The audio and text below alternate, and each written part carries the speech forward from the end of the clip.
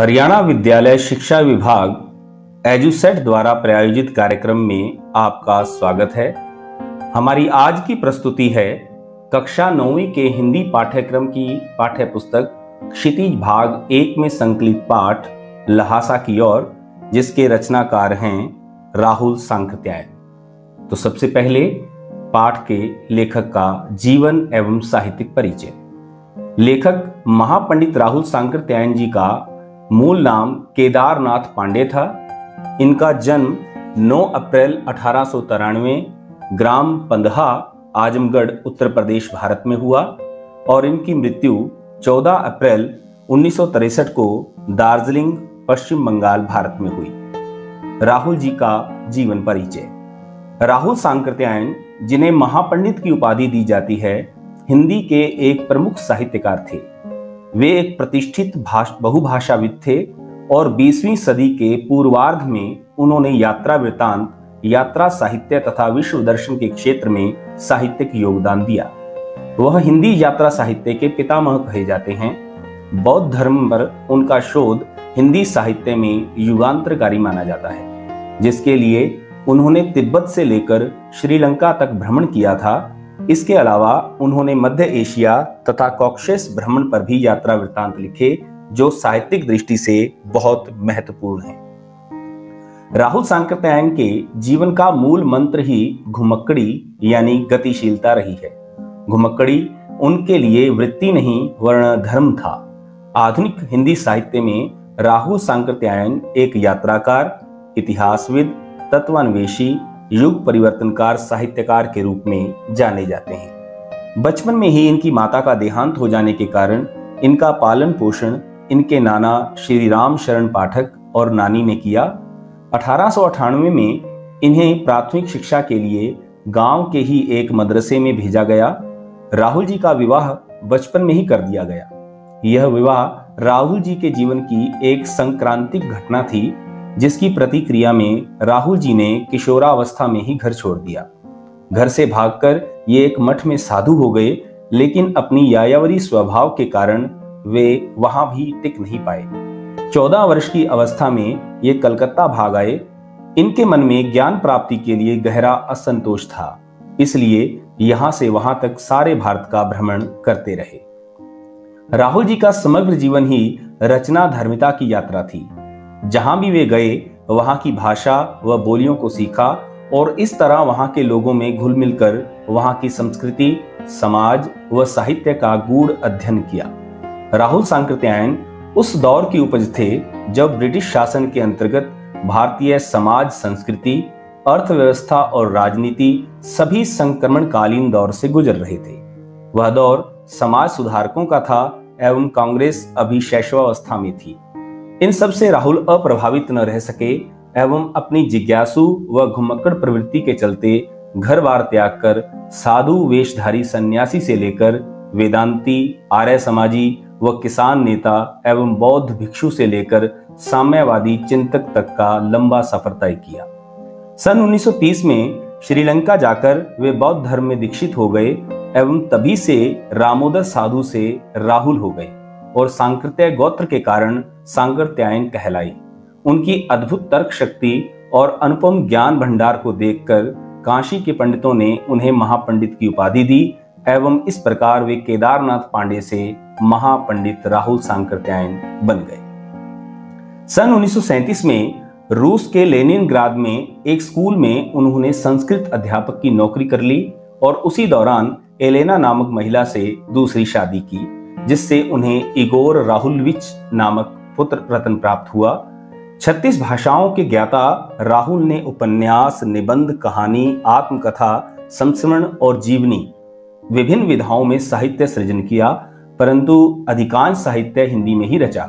राहुल तथ्यान्वेषी व जिज्ञासु प्रवृत्ति के थे, सो उन्होंने हर धर्म के ग्रंथों का गहन अध्ययन किया। अपनी दक्षिण भारत यात्रा के दौरान संस्कृत ग्रंथों, तिब्बत प्रवास के दौरान पाली ग्रंथों, तो लाहौर यात्रा के दौरान अरबी भाषा सीखकर इस्लामी धर्म ग्रंथों का अध्ययन किया।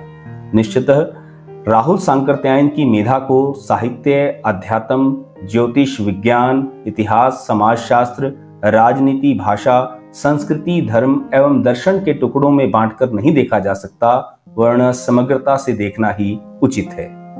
इनकी प्रमुख साहित्यिक रचनाएं, सबसे पहले कहानियां, सतमी के बच्चे, वोल्गा से गंगा, बहुरंगी मधुपुरी, कनैला की कथा प्रसिद्ध उपन्यास हैं। 22वीं सदी, जीने के लिए, सिंह सेनापति, जय योद्धे, भागो नहीं दुनिया को बदलो, इसी प्रकार आत्मकथा मेरी जीवन यात्रा, यात्रा साहित्य मेरी लद्दाख यात्रा, मेरी तिब्बत यात्रा, तिब्बत में 1.25 वर्ष, रूस में 25 मास, श्रीलंका, चीन में क्या देखा, जापान इत्यादि। इस पाठ का मूल उद्देश्य क्या है?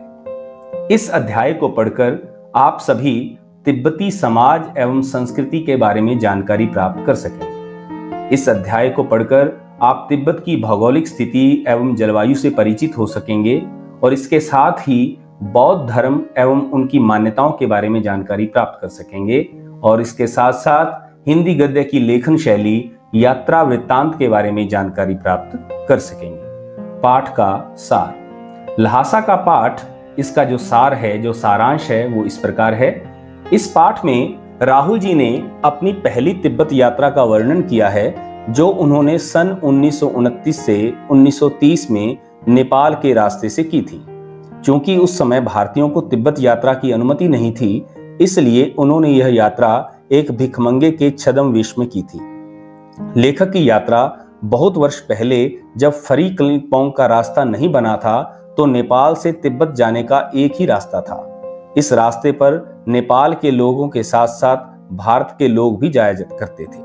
यह रास्ता व्यापारिक और सैनिक रास्ता भी था, इसलिए इसे लेखक ने मुख्य रास्ता बताया है। तिब्बत में जाति पांति, छुआछूत का सवाल नहीं उठता और वहां औरतें पर्दा नहीं डालती हैं। चोरी की आशंका के कारण भिखमंगों को कोई घर में घुसने नहीं देता, नहीं तो अपरिचित होने पर भी आप घर के अंदर जा सकते हैं और जरूरत अनुसार अपनी झोली से चाय दे सकते हैं। घर की बहू अथवा सास उसे आपके लिए पका देगी। परित्यक्ता चीनी किले से जब वह चले तो एक व्यक्ति को 2 चींटे राहदारी देकर थोंगला के पहले के आखिरी गांव में पहुंच गए। यहाँ सुमति, एक मंगोल भिक्षु जो राहुल जी का दोस्त था, पहचान तथा भिखारी होने के कारण रहने को अच्छी जगह मिली। 5 साल बाद वे लोग इसी रास्ते से लौटे थे, तब उन्हें रहने की जगह नहीं मिली थी और गरीब के झोपड़ी में ठहरना पड़ा था, क्योंकि वे भिखारी नहीं बल्कि एक भद्र यात्री के वेश में थे। अगले दिन राहुल जी एवं सुमति जी को एक विकट डांडा थोंगला पार करना था। डांडे तिब्बत में सबसे खतरे की जगह थी। 16-17 हजार फीट ऊंची होने के कारण दोनों ओर गांव का नामो निशान न था। डाकुओं के छिपने की जगह तथा सरकार की नरमी के कारण यहाँ अक्सर खून हो जाते थे। चूंकि वे लोग भिखारी के वेश में थे, इसलिए हत्या की उन्हें परवाह नहीं थी, परंतु ऊंचाई का डर बना हुआ था। दूसरे दिन उन्होंने डांडे की चढ़ाई घोड़े से की, जिसमें उन्हें दक्षिण पूर्व की ओर बिना बर्फ और हरियाली के नंगे पहाड़ दिखे तथा उत्तर की ओर पहाड़ों पे कुछ बर्फ दिखाई दी। उतरते समय लेखक का घोड़ा थोड़ा पीछे चलने लगा और वे बाएं की ओर 1.5 मील आगे चल गया। बाद में पूछकर पता चला कि लंगकोर का रास्ता दाहिने की तरफ था तथा जिससे लेखक को देर हो गई तथा सुमति नाराज हो गई। परंतु जल्द ही गुस्सा ठंडा हो गया और वे लंगकोर में एक अच्छी जगह पर ठहरे। वे अब तिंगरी के मैदान में थे, जो कि पहाड़ों से घिरा टापू था। सामने एक छोटी सी पहाड़ी दिखाई पड़ती थी, जिसका नाम तिंगरी समाधि गिरी था। आसपास के गांवों में सुमति के बहुत परिचित थे। वे उनसे जाकर मिलना चाहते थे, परंतु लेखक ने उन्हें मना कर दिया और ल्हासा पहुंचकर पैसे देने का वादा किया। सुमति मान गए और उन्होंने आगे बढ़ना शुरू किया। उन्होंने सुबह चलना शुरू नहीं किया था, इसलिए वे कड़ी धूप में आगे बढ़ना पड़ रहा था। वे पीठ पे अपनी चीजें लादे और हाथ में डंडा लिए चल रहे थे। सुमति एक और यजमान से मिलना चाहते थे, इसलिए उन्होंने बहाना कर शेकर विहार की ओर चलने को कहा। तिब्बत की जमीन छोटे बड़े जागीरदारों के हाथों में बटी है। इन जागीरों का बड़ा हिस्सा मठों के हाथ में है। अपनी अपनी जागीर में हर जागीरदार कुछ खेती खुद भी करता है, जिसके लिए मजदूर उन्हें बेगार में मिल जाते हैं। लेखक शेकर की खेती के मुखिया भिक्षु नमसे से मिले। वहां एक अच्छा मंदिर था, जिसमें बुद्ध वचन की हस्तलिखित 103 पोथियां रखी थी, जिसे लेखक पढ़ने में लग गए। इसी दौरान सुमति ने आसपास अपने यजमानों से मिलकर आने के लिए लेखक से पूछा, जिसे लेखक ने मान लिया। दोपहर तक सुमति वापस आ गए। क्योंकि तिंगरी वहां से ज्यादा दूर नहीं था, इसलिए उन्होंने अपना सामान पीठ पर उठाया और नमस्ते से विदा लेकर चल दिए।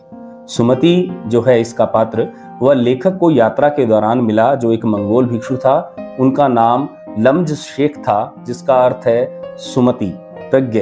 अतः सुविधा के लिए लेखक ने उसे सुमति नाम से ही पुकारा है।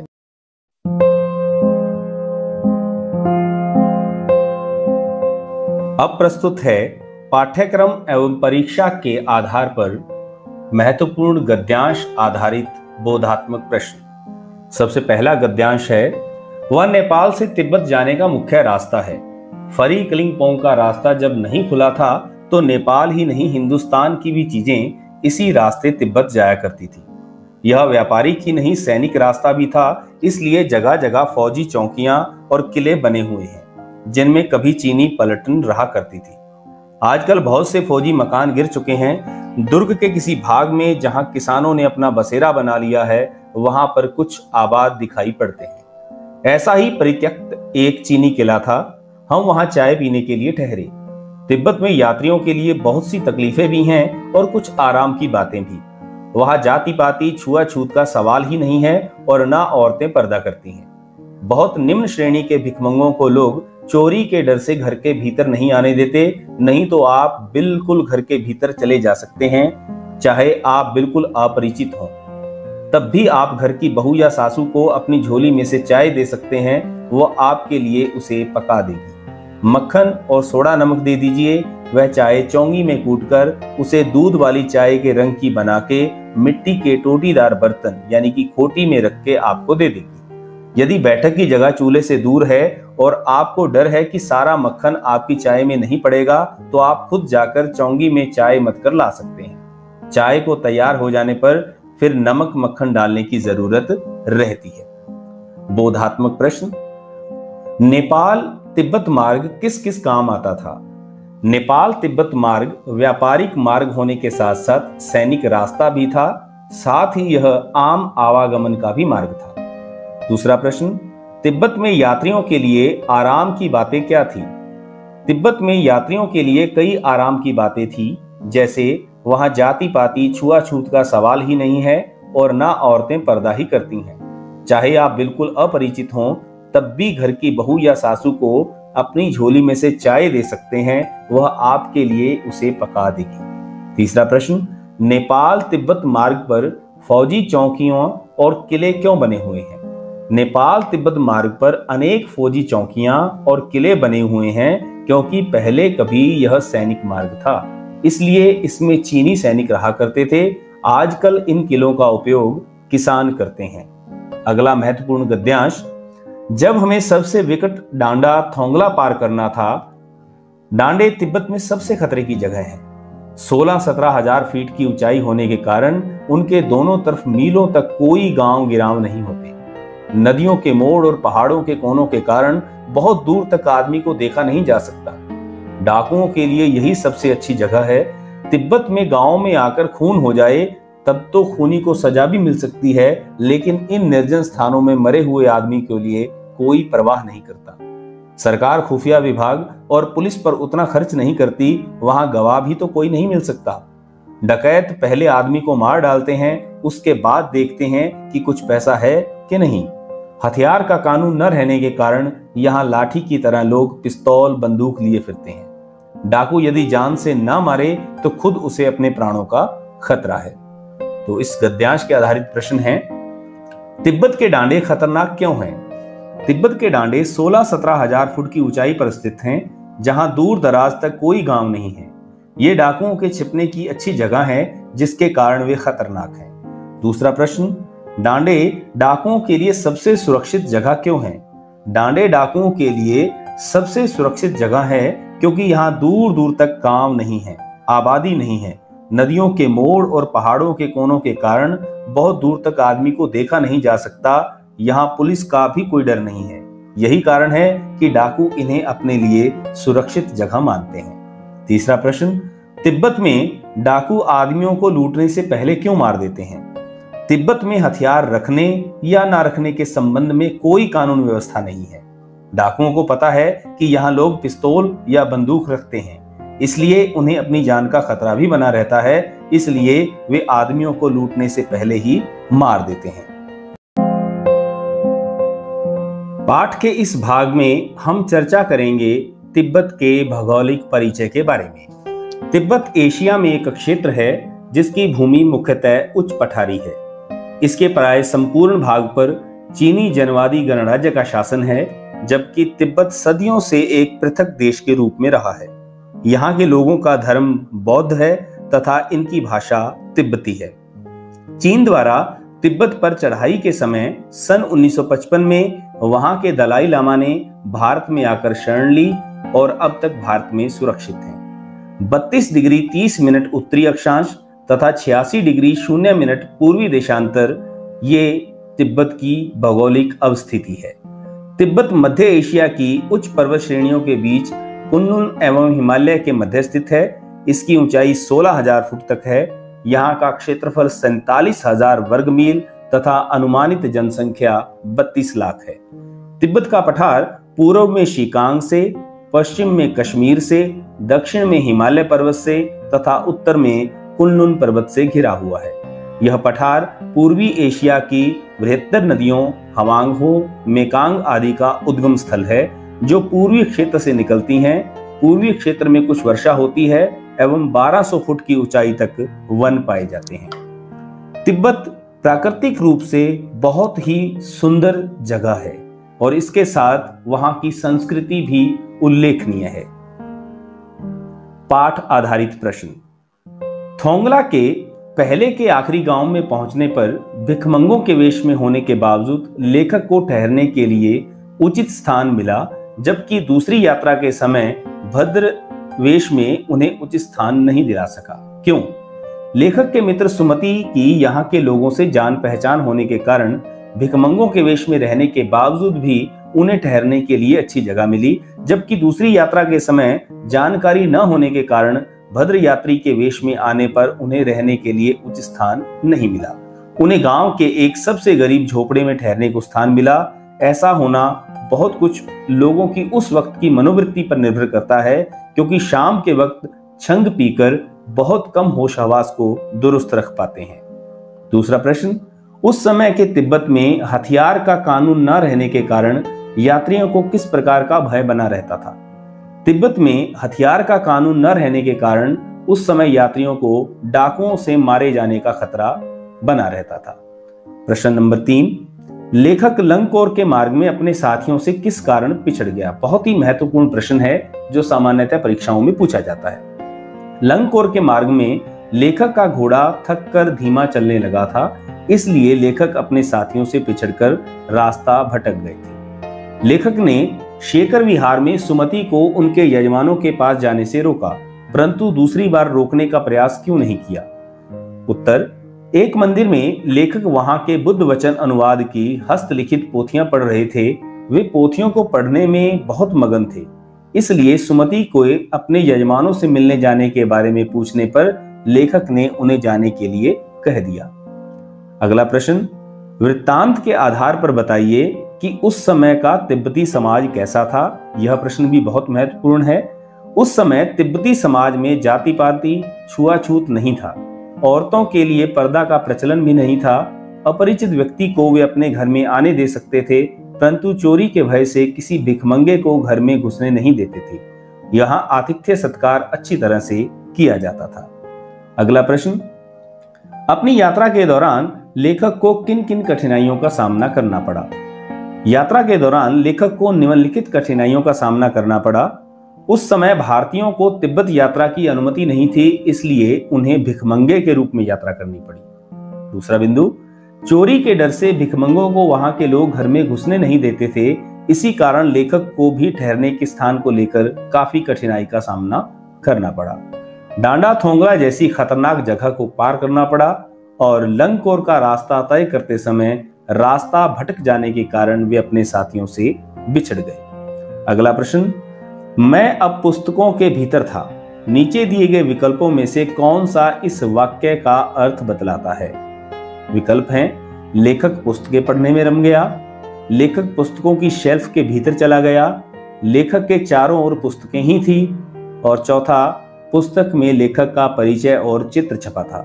तो इसका सही उत्तर है लेखक पुस्तकें पढ़ने में रम गया, यानी कि मस्त हो गया। अगला प्रश्न है, सुमति के यजमान और अन्य परिचित लोग हर गांव में मिले। इस आधार पर आप सुमति के व्यक्तित्व की किन विशेषताओं का चित्रण कर सकते हैं? तो इस आधार पर सुमति की निम्नलिखित विशेषताएं उभर कर सामने आती हैं। सबसे पहले, सुमति व्यवहार कुशल व्यक्ति थे। उनका व्यवहार सबसे मित्रतापूर्ण था। तीसरा, वे जहां भी जाते थे वहीं अपने अच्छे स्वभाव के कारण मित्र बना लेते थे। चौथा, अलग अलग जगहों पर घूमना उन्हें ज्यादा पसंद था।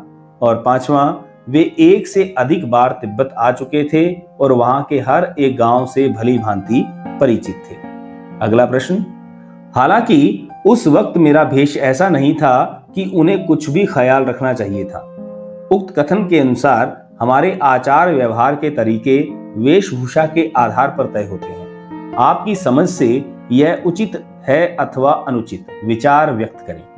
बहुत हद तक वेशभूषा हमारे आचार व्यवहार से संबंधित होती है। वेशभूषा मनुष्य के व्यक्तित्व को दर्शाती है।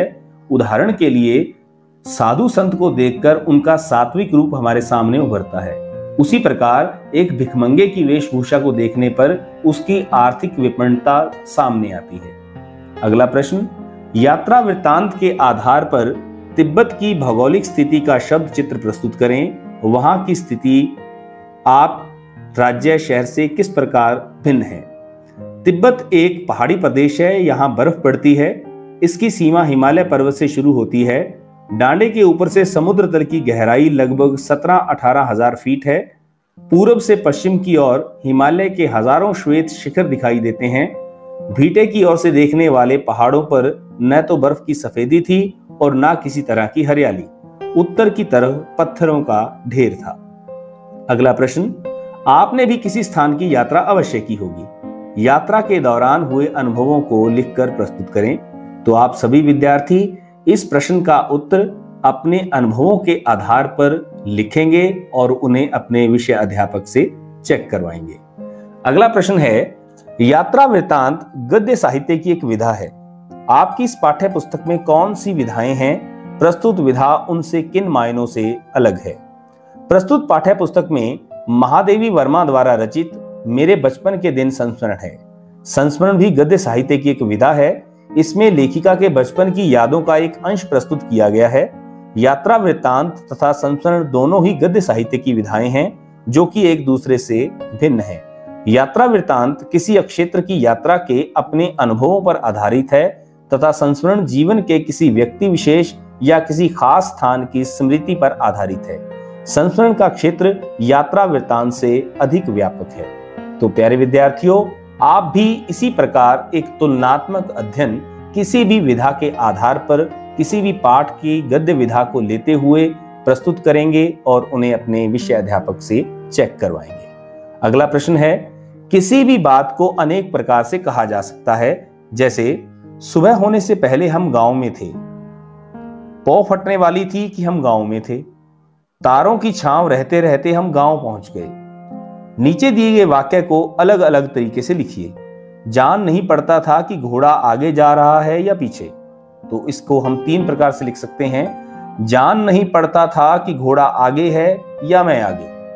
समझ में नहीं आ रहा था कि घोड़ा मेरे आगे है या पीछे। समझ में नहीं आ रहा है कि घोड़ा कहां गया। अगला प्रश्न, ऐसे शब्द जो किसी अंचल यानी क्षेत्र विशेष में प्रयुक्त होते हैं उन्हें आंचलिक शब्द कहा जाता है।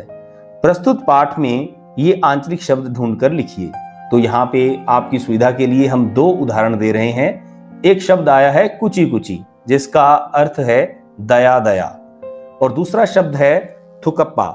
थुकप्पा एक ऐसा आंचलिक शब्द है जिसमें एक खाद्य सामग्री के रूप में हम इसका परिचय करवा सकते हैं, जिसमें ये कह सकते हैं कि सत्तू या चावल के साथ मूली, हड्डी और मांस के साथ पतली लोई की तरह पकाया जाने वाला एक खाद्य पदार्थ है जिसको थुकप्पा कहा जाता है तिब्बती भाषा में। इसके पश्चात पाठ में कागज, अक्षर, मैदान के आगे क्रमशः मोटे, अच्छे और विशाल शब्दों का प्रयोग हुआ है। इन शब्दों से उनकी विशेषताएं उभरकर सामने आती हैं।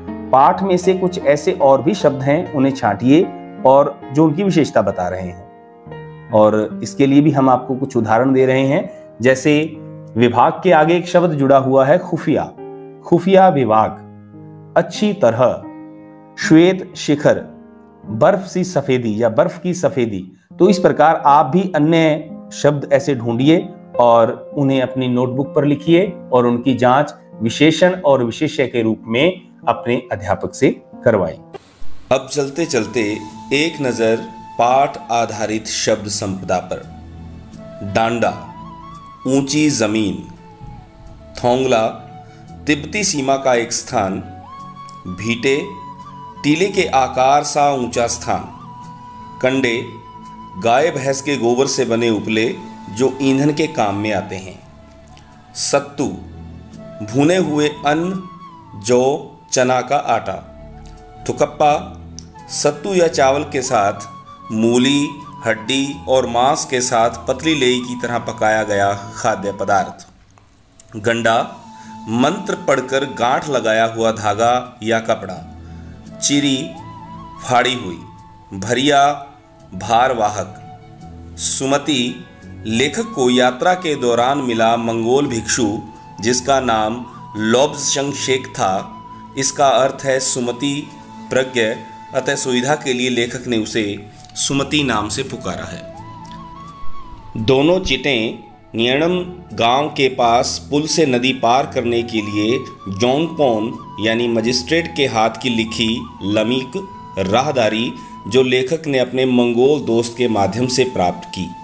दोनिविक्सो, स्पेनिश उपन्यासकार सार्वेंतेज 17वीं शताब्दी के उपन्यास डॉन क्विक्सोट का नायक जो घोड़े पर चलता था। धन्यवाद।